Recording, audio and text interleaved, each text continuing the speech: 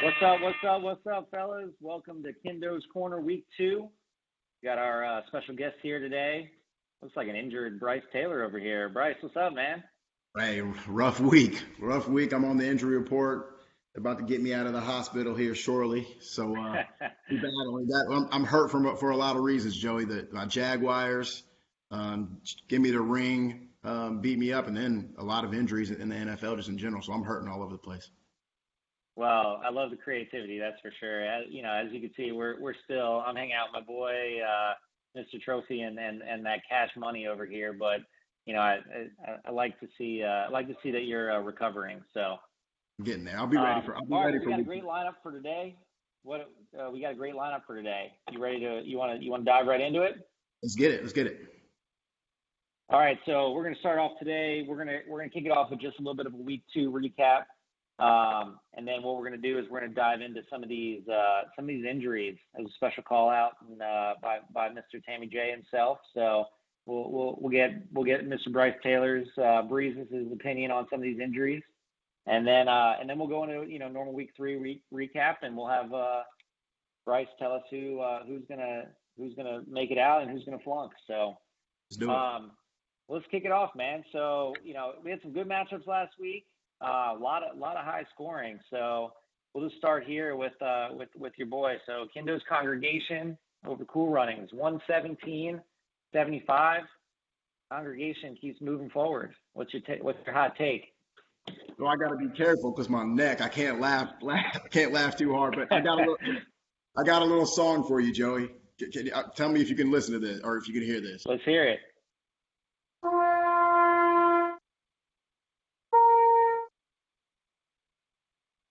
Hear a trumpet of sorts.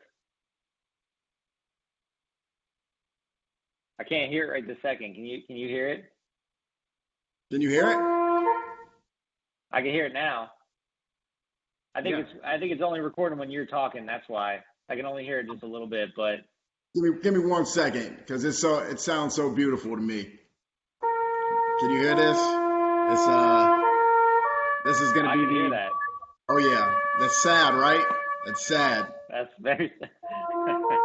I'm assuming that you know who that's for. That's for my man, Cool Runnings. Money is dead and gone. Play the music for our fallen soldier. There's going to be a American flag cross delivered to the Clarks down in Fort Lauderdale because their son is dead. He's gone. It's over. Damn. It's sad. It's only week 2 and his season is done. He finished week 2 with 75 points. And wow, PPR league too, We switched to PPR to get more points. It's just a pure embarrassment. And Kindo, we'll talk more about you, but that was basically a bye week for you, brother. So congratulations on that dub. Appreciate that. Well, I got a tough matchup this week, but we won't skip too far ahead yet. Man, Cool Runnings, nothing seems to be clicking. He's got Drew Brees, 16 points. DJ Chark was his, other high scorer. It's a sad day. I know you're rocking a Jags gear too. So you said it when we first started. But either way, let's keep it moving here. So Taylor Gang over Buffalo expectations. Taylor Gang 168. It's an impressive performance. And Buffalo expectations didn't sit too poor either, but he did take this L. 168-144. What's your hot take here? Yeah, these are two teams that I think are going to be battling at the end. Although Buffalo expectations 0-2, I really, really like his team with Cam Newton coming on. Miles Sanders he got him late, I believe. He's like one of the last guys, the running backs to come off the board. But Stephon Diggs is connecting with Josh Allen. We'll see if that can continue. But both these teams kind of got question marks with the wide receiver. T.Y. Hilton has quarterback issues. Marquise Brown, they have a lot of weapons. For Taylor Gain over there, Odell Beckham was last week who he really is, or is last year who he really is. Terry McLaurin went the fuck off. But we'll see. He's got a couple Titans wide receivers in there, which you don't really believe in. And then Jonnu, who I think is a beast. He'll be top 5 tight end. So these are two teams that I think we're going to be battling at the top. Will both be playoff teams. Yeah, no doubt. I think the biggest thing for can Taylor Gang with the number 1 overall pick going down, they say 4 to 6 weeks on CMC, but does that mean 4? Does that mean 6? Or does that mean longer? So he's gonna have some maneuvering to do on the waiver wire. He seems like one of those freak athletes that will get it done, will be back early, like T.O. did in the Super Bowl. He seems like one of those guys that will come back and be ready to go in 2 or 3 weeks. Yeah, for sure. Well, that would bode well for your little brother if that happened for sure. So, but let me mention. What about Buffalo? Yeah, I like him. I'm going against him this week. I mean, again, we don't want to get too far ahead, but his team looks pretty good on paper.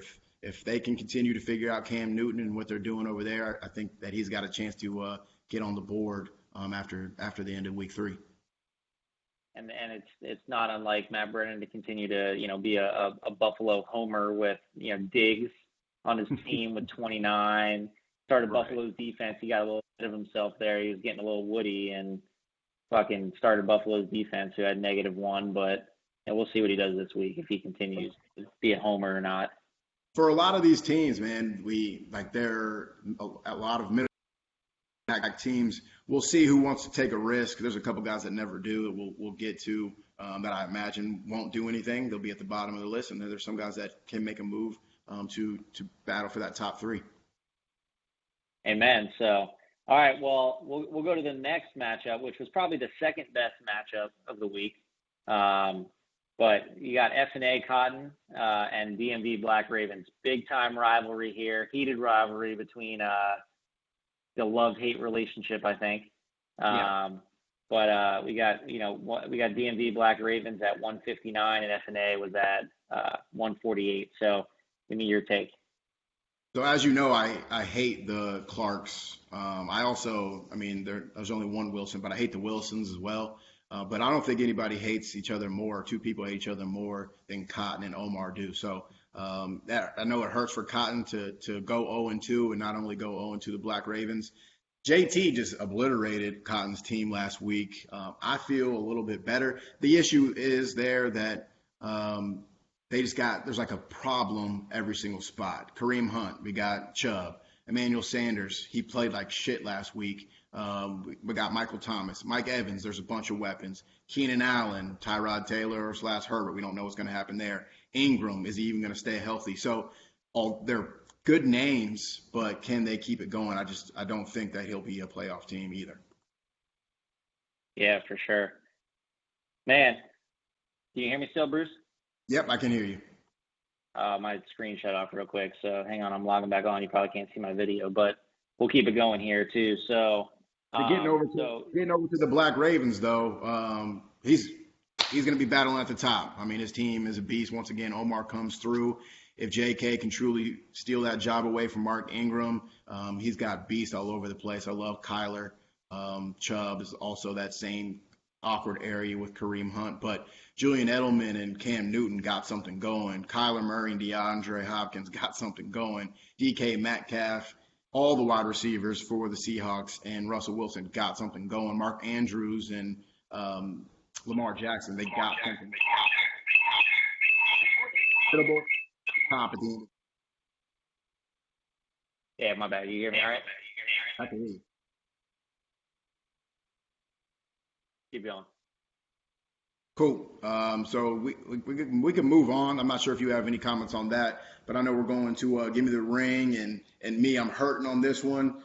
Darren Waller just pained me to watch that Monday Night Football game. That dude is unstoppable. Like, nope, there's not. Malcolm Jenkins couldn't hold his jock strap.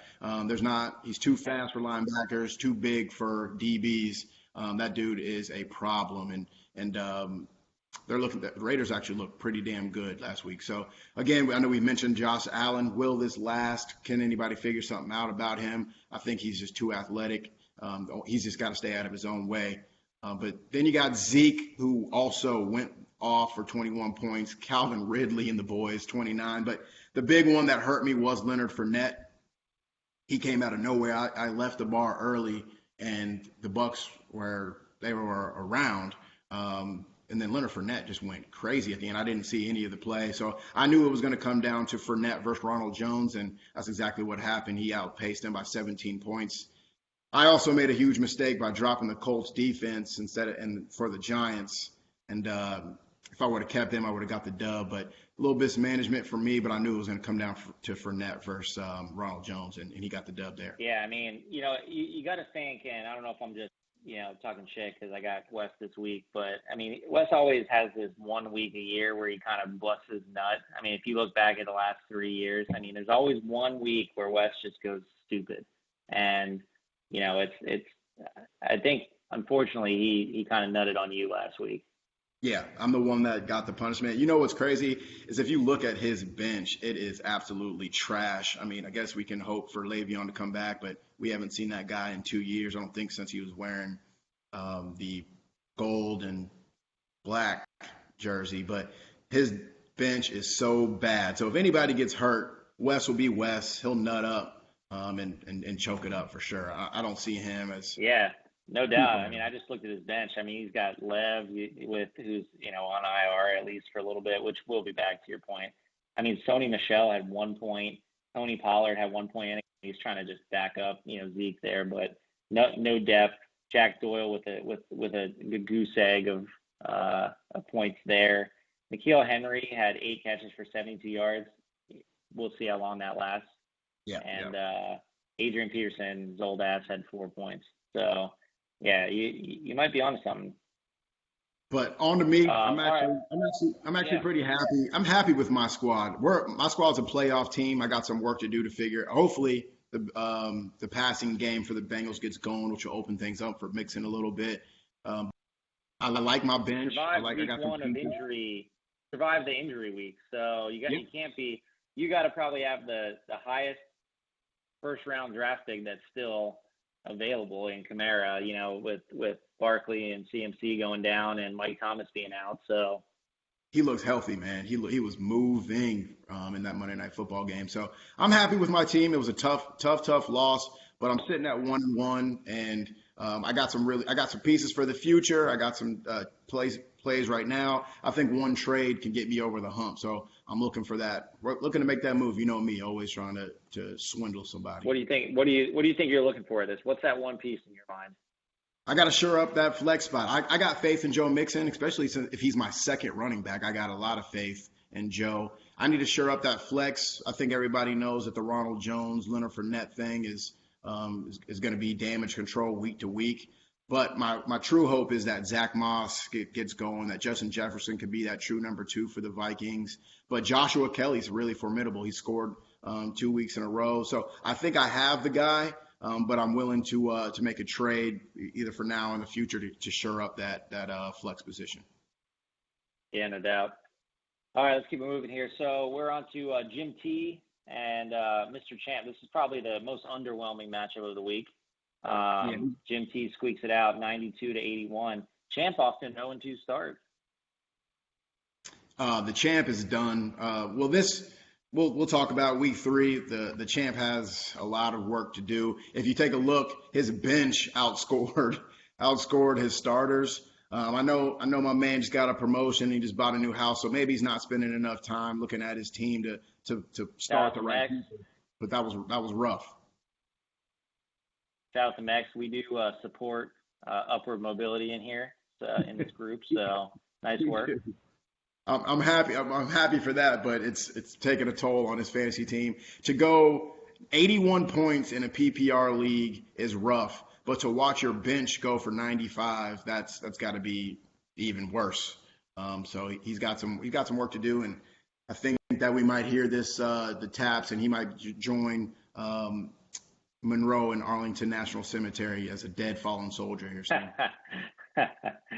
Damn. Well, sorry to hear it, Max. Jim T, Mr. Consistency. He'll either be 6, 7, 8, or 9. He's going to be in the middle of the pack. Everybody knows he refuses to trade. His team is not a championship team. They're not a gutter team. So he'll be right in the middle, just like as he always is. If he can grow up. I mean, he's the oldest person in the group. If he could grow up and actually learn how to trade and learn how to communicate with people, he might have an opportunity to launch himself into a championship aspect. But Mr. Consistency, he'll be in the middle of the pack doing nothing.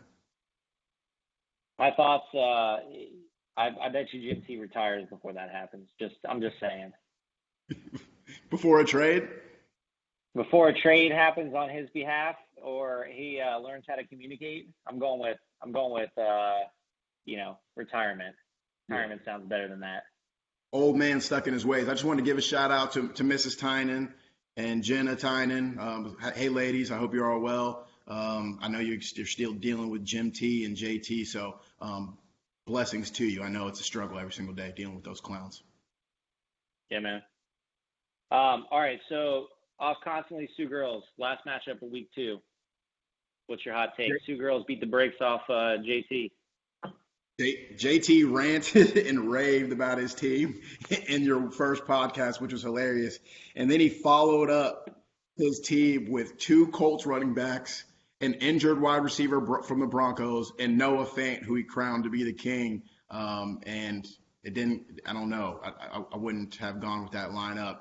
I know he's probably talking to several members of Balls Deep to try to figure out where he should go, and he shouldn't have went this route. There's nothing he could have done looking at the matchup. Sioux girls went off. He also, another hot take that he missed horribly was the Aaron Rodgers and Aaron Jones pairing. Those 2 went off for 67 points. So JT is an imbecile. We know it. And I guess he might get on in another podcast, and we'll see what type of bullshit he spews then. But it's entertaining.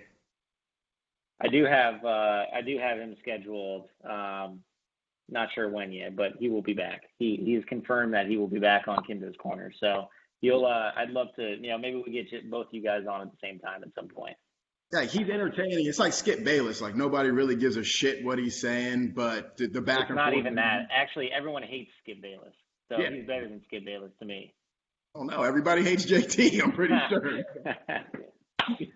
Well, yeah, I hear you. JT, I love you, man. But your boy is shitting on you. So well, this is a good segue. So, all right. So good update on last week. And let's kind of keep it rolling here, and let's see if we can get into some of these injuries. So, week 2, we all thought COVID was the problem. We all thought, you're going to get fined on the sidelines if you don't wear your damn mask the right way because somebody can $1 million get sick. in fines. Meanwhile, it's not about the fucking COVID problem. The freaking Jets at MetLife can't get their turf right, and everyone decides to tear an ACL or a hammy or something. So let's, by popular vote in the group text, let's talk about some of these injuries. So what I want to kind of do here, we did last week, real or fake for some of these up-and-comers, but give me your take on the backups that are going to come in for these studs. Do you think that they're going to prosper, or are they just kind of, there to try to stop the bleeding a little bit? So let's start with CMC. I mean, Mike Davis, what's your thoughts? Is he there to stop the bleeding, or is he for real? This one I'm not too sure about. If you think about with a lot of these injuries, who their quarterbacks are, and Teddy Bridgewater's check down king. So you got to think that Mike Davis will be able to make an impact, that they have to go to him because they don't really have many other weapons. CMC really spreads out defenses because you just don't know when they're going to give him the ball. But Mike Davis out of the backfield is not going to make an impact running the ball. But if he can get some catches out of the backfield and rack up points from a PPR standpoint, I think that he can be a good stopgap for anybody's team. He could be a potential flex option, getting you that 10, 12. But it's kind of boom or bust there. Hopefully you have another option to play instead of him. Teddy has looked really shitty the first couple games, so maybe this will help him in some way. I can't imagine it's going to help him more than Christian McCaffrey would help him though. So, all right, well, let's talk about Saquon. He propelled me to a victory. I didn't think I needed it against Monroe, but it certainly helps. I'll take Saquon when he gets 2 points against me, every day of the week. But so we got a little like 3-headed monster kind of, I guess 2-headed monster going on here. I guess Wayne Gallman isn't that great, but you got Dion Lewis and they just signed Freeman for $3 million for a year. You know, what's your thoughts on this? Is more of a, I mean, Saquon's out for the year. What's your thoughts on those two guys? So Devontae Freeman, I have zero faith in whatsoever. He got released from a Falcons team that had virtually no run game behind him. They didn't have Tevin Coleman anymore. They brought in Todd Gurley, who was injured, which really tells you a lot about Devontae Freeman. He sat on the market, visited the Jaguars, and we started an undrafted free agent doing well, but we didn't even give him a chance. So Devontae Freeman, he's a bum. So if you got him, enjoy him. But I do believe Dion Lewis will make an impact for this team. Again, you got Danny Dimes out there. If he gets rushed, Dion Lewis is a great person, a great outlet. We saw Tom Brady have some success with him coming out of the backfield. So I think Dion Lewis would be a nice pickup for anybody's team. Yeah, I mean, he's definitely a pass-catching back, too. So, you know, Danny Dimes is going to have to drop a dime to him for sure. All right, well, let's keep going here. So let's talk about the Saints for a second. So the Saints, we got Mike Thomas. It's kind of unclear right now how long. You know, you got Traquan Smith, who had a great game. I was really looking at Traquan Smith earlier. I just couldn't pull the trigger. And Emmanuel Sanders obviously came over from 49ers, and, you know, we all thought he was going to be the god week one. What's your who do you like there, and can they fill those shoes for Mike Thomas? No, the answer to that question is absolutely not. Mike Thomas is the best wide receiver in the league. So no, nobody can fill those shoes. But I am impressed with – I was very unimpressed with Emmanuel Sanders last week, but I think that he's going to bounce back. He's pretty reliable. He's been on some really good teams, playing with some really good quarterbacks. So there's some timing issues that you saw between him and Drew Brees that if they can get those down, he is a guy that can be a really good stopgap. I believe Cotton has Emmanuel Sanders. I could be wrong about that. Yeah, I'm correct. It's Cotton. So I think he's a good play. I think that he didn't play well, so you got to be a little bit disappointed last week, especially since he played him.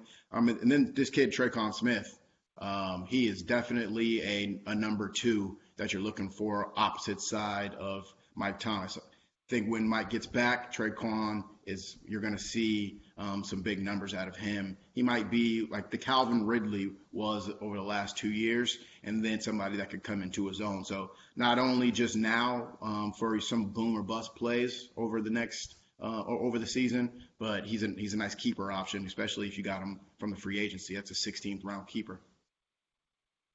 Yeah, Monroe scooped him up. I know you said Monroe's buried in Arlington, but you know, I don't know. Maybe he's looking forward to next year already.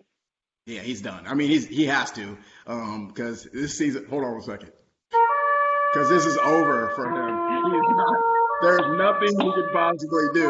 It is over. So just prepare. Just prepare for next year, my brother, because it is done. Can we go on record real quick? Are you saying that Monroe will get the shitter? He is. If somebody else gets he is lucky. He's lucky that there is Cotton and there's David Boughton that are people, that they're still alive, and we'll figure out they might be dead with him. But Monroe is getting the shitter. There's no doubt about it. All right, well, we'll see. I mean, you heard it here first.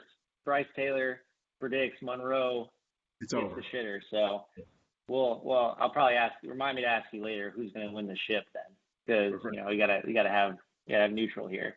Yep. But anyway, let's keep going here. So another team, I mean, crazy banged up, 49ers. You know, the whole team is banged up. I mean, Nick Bosa torn ACL. I think Jimmy's hurt in some capacity. I mean, Mostert rips off an 80-yard touchdown, and then he's freaking hurt. I mean, what's your thoughts? Are they laying next to 49ers laying next to Monroe and Arlington?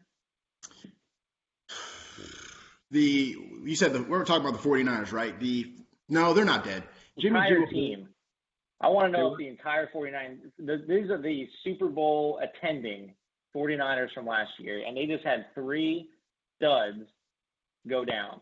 Are they laying next to Monroe? They're done. Yeah, they're done as well. The NFC is just too strong, man. So the 49ers, and I believe the 49ers are in a division with the Cardinals, the Rams, and the Seahawks as well. So I believe. Are they in the Falcons division? I could be wrong about No, that. they're in that division. That's right. So it's going to be tough sledding for them. They had a major pass rush and they had a major run game. Both of those things are off the board. And then if you're going to put the ball in Jimmy G's hands with the wide receiver core, Debo Samuels is hurt, Ayuk is hurt. They don't have Sanders anymore. Kittle's hurt. This team is in shambles. Almost, I won't pronounce them completely dead like I will Monroe, but they're damn close. Wow, Monroe must be really dead. Oh, it's over. Hold on. I told him it's over for the guy. It's done. All right, and last one. Let's just talk about a little bit about this too. I've got a guy that I've been really high on my team, and I've just been kind of sitting around, Jerry Jeudy. But obviously Drew Lock went down this week, and freaking this stupid Gators quarterback is coming in. You might as well freaking start JT in that role instead. And Jeff Driscoll, I think is his fucking name. I don't even know. But what's the impact? Cortland Sutton's hurt too. I know my boy Jeudy. I'm hoping he balls. He was kind of backed up a little bit. What do you think about Broncos? Yeah, there was a potential battle between the Broncos and the Raiders there. The Raiders are obviously looking really good. We're only 2 weeks in, and you know how the NFL is. Some teams look really good and they'll tank. Raiders are definitely one of those teams I can see happening too. Broncos were somebody that I was excited to watch. There is a lot of fantasy implications of Drew Lock going down, Sutton going down. There's somebody you did forget, my boy Blake Bortles. They just signed him off the practice squad. So wow. He's on the way. He's in Denver, huh? Yeah, so he's on his way to Denver. But so Jeff Driscoll, we better hold on to that you job. You actually just pronounced that he is your boy. Yeah, I fucking hate Blake Bortles. I've heard on this podcast now today in Kindo's Corner that Bryce Taylor's boys with Blake Bortles and Monroe is dead. Yeah, those are the two extremes right there in 2020. Blake Bortles got the Jags to the AFC Championship, so I'm not going to hate on him too much. He is back to my boy, even though the next year it was embarrassing. But he has a little special place in my heart. But the Broncos, there's some guys. Phillip Lindsay. There's Melvin Gordon, who I'm going against this week. There's your boy Jerry Jeudy. I don't love him. I don't love the running backs, but I do love Jeudy for a long term, for a keeper. I think you got him pretty late as well. You might want to stash him, see what when Drew Lock's coming back, and just kind of hold out hope. Maybe your boy Cam Newton goes over there next year to Denver from John Elway and has it and goes for it. So we'll see. Yeah, if the Patriots don't re-sign Cam Newton at this point, what else could this freaking guy do? He would have to leave the Patriots because he hates them. But sure. I hear what you're saying. Yeah. All right, well, let's get into the last part here. We always like to do a little look ahead. Week 3 matchups. Let's do it. It's getting kind of, we're in season now. The season's in stride. It's not, it's okay to lose week 1. You can kind of fumble week 1 or week 2, but once you get into that meat, this is going to be the meat and potatoes. So week 3, we'll start off. Huge matchup. 2 2-0 teams. Kindo's Congregation and GDR. Who you got and who you like? This is definitely the game of the week. It's a toss-up. I just like Kindo's team more. I don't trust Josh Allen. I do trust Lamar. Zeke and Dalvin, okay, let's just call it a wash. Maybe Zeke a little bit higher there. I like Eckler more than Gurley. I can't believe he's still starting Leonard Fournette. I think that was luck. I like Ingram more than Fournette. Calvin Ridley, okay, he gets the win there. Michael Gallup, DJ Moore, wash. Waller, he gets the win there. But overall, I think that you get some film on Josh Allen. I think teams are going to be able to figure him out. And Lamar Jackson is impossible to figure out. So I got Kindo. It'd be interesting. Yeah, I was going to say it'd be interesting to see Josh Allen this week against, Jalen Ramsey on the Rams. I'm expecting a couple picks. Aaron Donald. Coming Jalen's way. Yeah. You got Aaron Donald pushing through. He's going to be attacking his ass all day. So you might see something from Zach Moss and Devin Singletary this week. The pressure might have the drop-offs, but that deep throw to Stephon Diggs is not going to be there. Jalen's going to have that shut down. For sure. So, all right, we'll go to the next one. I would say this may be equivalently as big. this is a huge matchup too. Another, two other 2-0 teams, Taylor Gang and Black Ravens. I mean, this is a heavyweight battle right here. Who you like? I mean, it's time to see if Taylor Gaines real. He's got 2 empty spots right now, so we can assume who it's going to be. Again, I just don't know if they're real when it comes to the middle pack of his team with Corey Davis, Odell Beckham, Terry McLaurin, Jonnu Smith. I don't know. Where I do know DMV Black Ravens is a really good team. I got DMV getting the dub this week. Yeah, man. I can never figure out how Omar is just always clicking. Like, is he the luckiest guy in the world fantasy wise? I mean, every year he's putting up hella points. I mean, I don't know. Somebody might need to take a lesson from him. I hate to say it, but he knows what he's doing.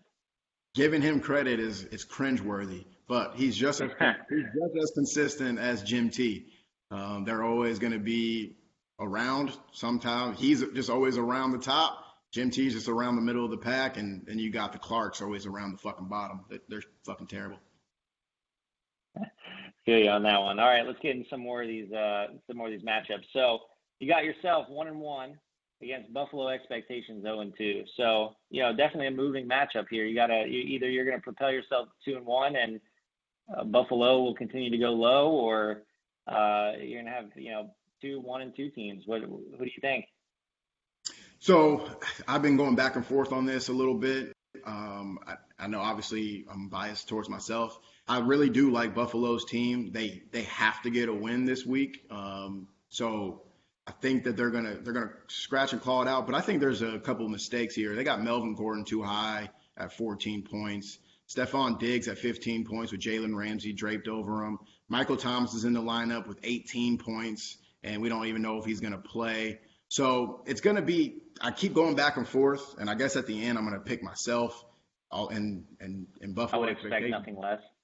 Yeah, I mean, I was literally – I have it written down. I was going to go Buffalo, but as I'm looking at it, there's a lot of question marks on his team. That would be unlike you, my friend. Yeah. That'd be unlike you to pick against yourself no matter what. Let's go. So me, that's what I'm going to go with. All right. Now we get into some of the terrible matchups of the week. Not just because they're at the bottom of my screen here, but you got the battle, a continued battle for the shitter here. Mr. Champ 0-2, Cotton 0-2. Woo! These guys are pretty bad this year. Who is less bad? Huh? Said who is less bad? I have more faith in Boughton's team, actually. Deshaun Watson, he was my MVP pick this year. That's not going well, but I have great faith in him. I have great faith in Kenyon Drake. James Robinson seems formidable. Devontae Adams is banged up, but he's going to come and play. Juju, and I really, really like the pick of Dalton Schultz. It's going to be a shootout between the Cowboys and the Seahawks this week, and Dalton Schultz got a lot of targets when they spread them out last week. So I'm reluctantly, I don't know, both teams are trash, but I'm going to go with Boughton, and then I guess it's kind of DOA for Cotton. Wow. But not as dead as money, huh? Never. Nobody. Make sure I confirm that still. He is done. We love it. All right, Sioux Girls, Jim T, battle 2 mediocre teams. So you got middle of the pack guys. I just don't. Jim T is going to need a lot to go his way. He's got Jerick McKinnon in there. I just don't know how that's going to work. Marvin Jones, Matthew Stafford, and T.J. Hawkinson, a bunch of Detroit Lions going against the Cardinals. It is going to be a shootout, so he does have a plus there. But in regards to Marvin Jones, Kenny Galladay's coming back. He's going to have a Stafford to T.J. Hawkinson touchdown to pull this off. And then there's a lot of pros for Maurice's team. So I got Maurice getting the dub here. Yeah, I'd have to agree. I think he's on the up. Aaron Jones won't put up 44 again, but I think think this looks like a Sioux Girls on the rise. And finally, last matchup of the week, off constantly against Cool Runnings. Play the music. Play the music. We even wait for time here. Every week is a bye week for this guy. Joey, every single week, whoever's playing Monroe, it's a bye week. He doesn't have anybody in his lineup, and he might as well not. It's projected 124-0, and he might as well not play anybody because it is going to be a massacre. Sell everybody. Try to get your keepers because it's done. So you're advising collusion right now and cheating, right? You might as well go after it. See, that's the reason why I like the other. I want to talk about Balls Deep real quick. We need to consider draft picks. If we can figure out our trade stuff, we need to consider trade and draft picks because Monroe, his season is over, man. So he has nothing to live for besides a meeting with the toilet seat. There's nothing to live for. He needs to go jump off a bridge. He needs to prepare for next year. There's a whole lot of things that he needs to do, but winning is not going to be one of them. He's already getting his son ready for T-ball instead of his fantasy lineup. You know that it's not football season for him anymore when he's sending pictures of his son's jersey, when he's sending pictures of his lawn. There's way more important things for him to take care of. Be a dad, take care of your property. Don't worry about fantasy football because it's done for you, man. That's the wise words from Bryce Taylor right there. There. All right, I got 2 more questions for you, and then I'll let you run. Appreciate you jumping on the show today. I'm sure you'll be back. First things first. First order of business here. Fins versus Jags this week. Who you got in Jacksonville? I mean, everybody who knows me knows that I'm looking for a tank job. There's 2 weeks in a row where it really made it difficult. The Titans, which I absolutely hate, and then the Dolphins, which I absolutely hate even more. Thursday night football.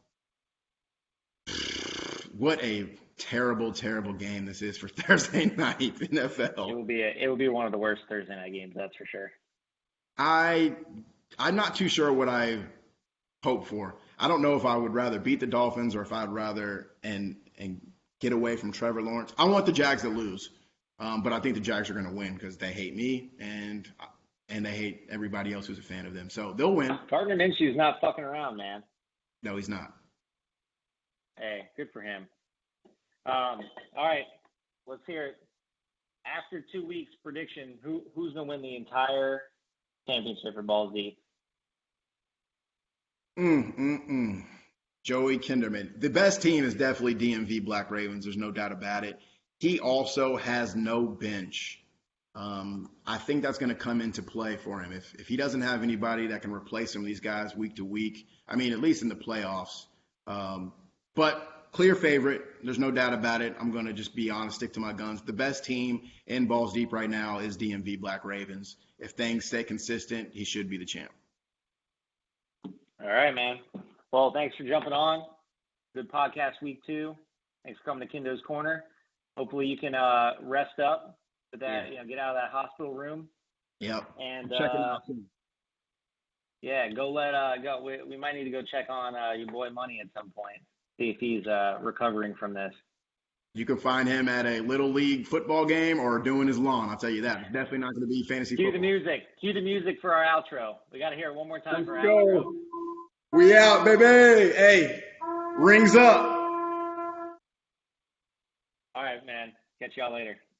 See you, man. Peace. Peace.